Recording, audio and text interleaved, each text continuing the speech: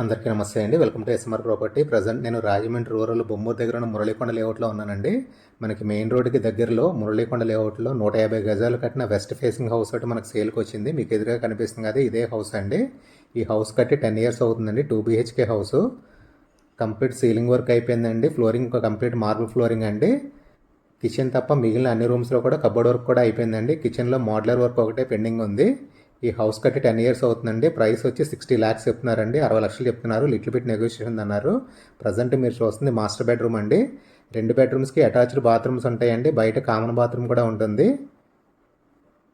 ఇది 2 BHK house అండి, west facing. మీరు చూస్తుంది ఇది సెకండ్ బెడ్రూమ్ అండి.